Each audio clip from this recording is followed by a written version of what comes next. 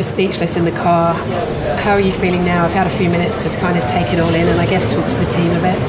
I haven't spoken to anyone, but feeling pretty crap, as you'd imagine. I mean, I don't really know what to say. Obviously, we didn't get it right with the strategy. I think the pace was very strong. I feel like I didn't put a foot wrong.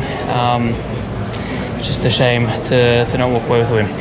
Checkered flag. Mate, your pace was incredible. Speechless. I don't have any words. The images that have just leaked from the McLaren garage after the Qatar Grand Prix are explosive because they expose the key mistake that sabotaged Oscar Piastri's perfect race and handed the victory to Max Verstappen. These photos and internal data confirm something shocking. Piastri had the fastest car on the circuit by a devastating margin, yet McLaren made a strategic call so catastrophic that even the engineers admitted they never expected the entire field to react that quickly. This supposed sabotage was not mechanical but strategic, a decision so damaging that it transformed a guaranteed win into a painful second place and reshaped the entire World Championship. Before we break down the leaked details and the full story behind this disaster, make sure you subscribe because the final race in Abu Dhabi will be the most intense title showdown in a decade. The Qatar Grand Prix revealed one of the most dramatic collapses of a victory in recent Formula One history. Piastri started from pole and dominated the opening laps with a level of control that confirmed the MCL39 as the fastest car of the weekend. He immediately opened a gap to Norris and maintained a race rhythm in the 1-minute 24-second range with effortless precision. The car behaved like a championship-winning machine through the high-speed sectors, showcasing stability that made the Red Bull look unstable by comparison. Everything pointed toward a statement victory that would have transformed the title fight heading into Abu Dhabi. The turning point arrived on lap 7 when the collision between Hülkenberg and Gasly triggered a safety car. What followed was the moment that the leaked internal photos and logs now highlight as the fatal blow. Almost the entire front of the field, including Verstappen, immediately dived into the pits to complete one of the mandatory tire changes, gaining the advantage of a cheap stop. Astonishingly, McLaren kept both Piastri and Norris on track. Their justification was maintaining track position, but that decision ignored the mathematical reality imposed by the FIA's tire limit rule. The leaked images show the McLaren pit wall mid-decision, with strategy personnel split between two predicted race models. One model assumed fewer cars would stop under the safety car. The other model, which was correct, predicted that nearly everyone would.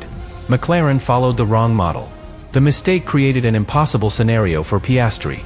Once the race restarted, he needed to build a gap of 25 seconds over Verstappen to pit and retain the lead. With the current level of competitiveness in Formula One, such a gap was never attainable. Piastri's internal radio messages capture his confusion turning into disbelief. During the safety car period, he directly asked about the plan. His engineer Tom Stallard told him they were staying out to hold position. Piastri trusted the call. When he finally made his required stop on lap 24, he exited the pit lane only to see Verstappen flying past with the race already in his pocket. His reaction was immediate and devastating. He said he had no words. That sentence reflected the emotional collapse of a driver who had executed perfectly yet lost everything through no fault of his own. After the race, Andrea Stella publicly apologized. He admitted the strategy was incorrect and that the team misread the behavior of the grid. The leaked images reveal members of the strategy team reviewing their simulation models seconds after the call, confirming the magnitude of their miscalculation. Piastri's performance had been championship level. His pace remained superior even after the disastrous stop, and he still managed to finish second ahead of a charging field, showing the quality of the MCL39 across race distance. The championship implications have now reached a critical point. Norris leads with 408 points, Verstappen has 396, and Piastri holds 392. The error in Qatar did not just cost McLaren a win. It transformed the entire World Championship landscape.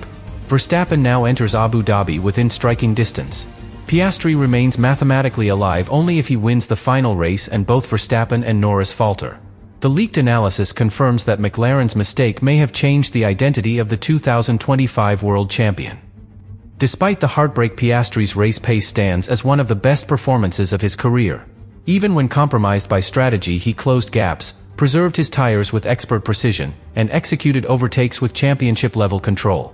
The leaked internal telemetry highlights that the MCL39 was still gaining time on Verstappen through traffic, reinforcing that the car is the fastest in the field. The tragedy is that the victory was lost not on the track but on the pit wall. The core problem that destroyed Oscar Piastri's chance of winning the Qatar Grand Prix was not pace, execution, or tire management. It was a single strategic miscall that unfolded at the most decisive moment of the race and created a mathematical trap from which he could never escape. Piastri entered the race with complete control, leading with confidence and extending the margin over Norris with every lap. The MCL39 was responding perfectly to his inputs, allowing him to extract speed with a level of stability that no rival could match. That is what made the problem so devastating. McLaren did not lose this victory through weakness but through hesitation at the exact moment when clarity was required. The second part of the problem came from the FIA's tire regulations. With the mandatory requirement to use at least 2 tire compounds, the timing of each stop becomes essential. When the safety car was deployed following the collision between Hülkenberg and Gasly, the majority of the field took immediate advantage by completing the first mandatory stop at reduced time loss. McLaren chose not to bring Piastri in despite having the track position advantage. This decision placed him on a strategic island where he would need to create an unrealistic gap over Verstappen to maintain the lead after his own stop. The maths made this impossible before the race even resumed. A third problem emerged once the safety car ended. Piastri restarted the race with impressive pace, but his entire strategy was already compromised. Verstappen, who had completed his pit stop under caution, ran behind him with fresher tires and with no strategic obligations remaining. Piastri now needed to build a gap greater than 25 seconds to avoid losing the lead when he eventually pitted. On a circuit where tire wear is high, track temperature is punishing, and pace compression is common, such a gap cannot be created without the field collapsing behind. McLaren had placed their lead driver into a mathematically unwinnable scenario. The fourth problem became clear through Piastri's internal radio communication. He questioned the strategy during the safety car phase, trying to understand the logic behind staying out. His engineer reassured him that maintaining track position was the priority. After the race resumed, Piastri continued to push with controlled aggression, but as the laps unfolded, the gap he needed never materialized. The radio message when he emerged from his stop and saw Verstappen flying past him captured the emotional impact of the mistake. He said he had no words, reflecting a driver who felt he had delivered everything but lost the victory through decisions outside his control. Another dimension of the problem was the psychological effect on the McLaren garage. Piastri had been in peak form throughout the weekend, taking pole and displaying race pace that placed him in a different competitive universe. When a team knows it has the fastest car, the burden of error becomes heavier. The leaked images and internal logs show the strategic division inside the McLaren pit wall in real time. 2 predictive models were active. One suggested few cars would pit. The other predicted the mass pit reaction that ultimately occurred. Choosing the wrong model did not just cost seconds. It cost the outcome of the entire race. The sixth problem came from how that mistake reshaped the championship. Piastri needed a victory in Qatar to enter Abu Dhabi with a real chance to challenge Norris for the title. Instead, the miscalculated strategy left him chasing Verstappen's Red Bull while Norris expanded his championship lead by finishing ahead of his teammate. The psychological blow of losing a certain win added even more weight to the standings.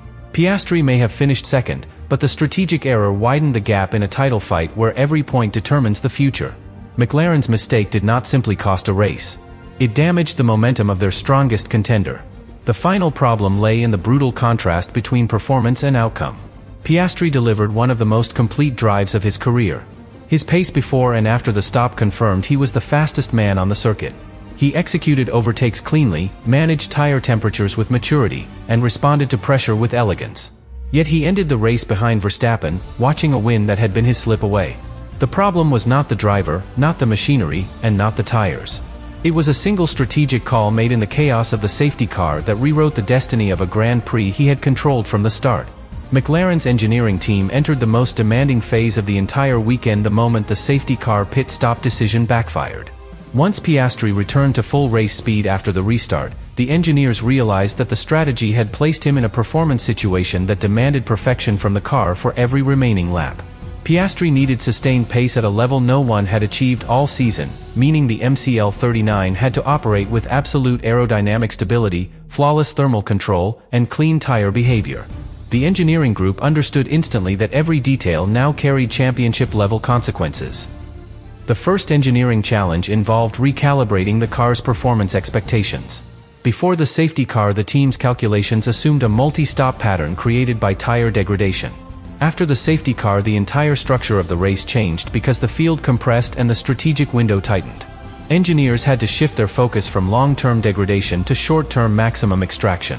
They rewrote Piastri's target deltas on the fly, giving him numbers that required aggressive pace without destroying the tires. Achieving this demanded extraordinary coordination between the pit wall and the driver because the tolerance for error had dropped to zero. A second challenge came from temperature management inside the MCL39. Qatar's high track temperature placed enormous stress on the left rear tire, the one most exposed to wear through the long arcs of the circuit. With Piastri now needing peak performance every lap, the engineers monitored thermal spikes in real time, adjusting brake bias, deployment strategy, and energy recovery to stabilize the tire surface as much as possible. Even small temperature fluctuations could erase the pace advantage he needed to close the gap on Verstappen. Piastri responded with expert precision, shaping his inputs to match the live instructions. The next engineering responsibility involved managing the aerodynamic platform. The MCL39 behaves best when maintained inside a narrow aerodynamic window, particularly through the fast corners in the middle sector. With Piastri pushing harder than planned, the car risked dipping outside that window, which would reduce downforce efficiency and increase sliding. Engineers monitored wind variation, micro-oscillations in the floor load, and cross-corner balance behavior.